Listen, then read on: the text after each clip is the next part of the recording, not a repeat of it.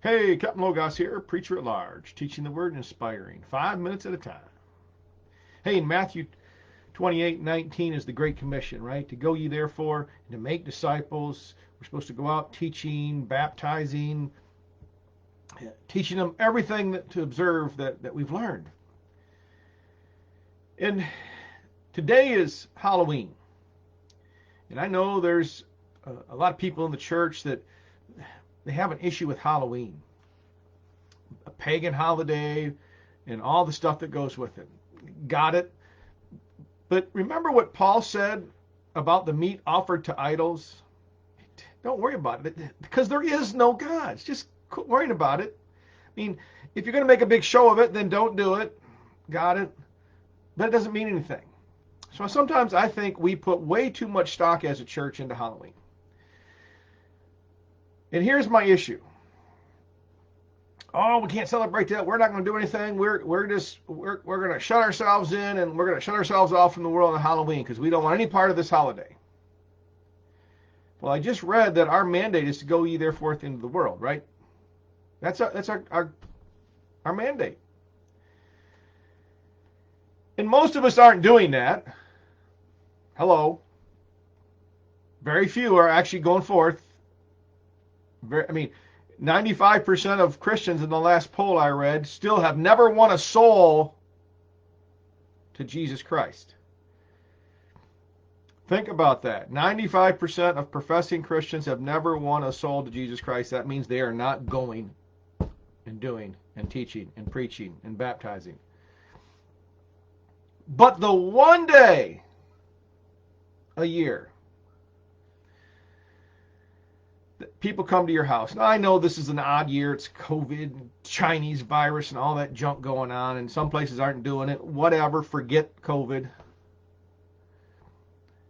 But the one day a year that people come to your house, the world comes to your house, you're going to shut them out? Here's an idea. How about you witness on that night? How about you put tracts in with the candy and give it good candy. Don't be giving that cheap stuff. Give them good candy. And wrap a tract in it. Maybe you'll get somebody to look at that tract. Witness to them when they come to the door. Witness to their parents. Yeah, the one day that is set up to bring the world to your door, and you're going to say, I don't want the world to, I'm not going to support this. Think about that the next time you are trying to be a seclusionist and oh, Halloween's evil. Okay? Only if you make it evil. Wherever I go is holiness and righteousness. Whatever I do. And I'm going to turn whatever Satan is using anyways for God's good.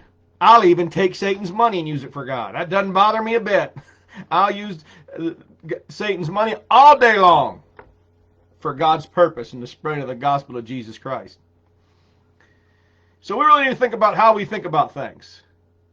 I mean, think about it. I'm not going to do Halloween, but I've got as a church or people in the church have these real high convictions, but yet there's people in the church sinning, lying, stealing, cheating, living with each other, living in sin.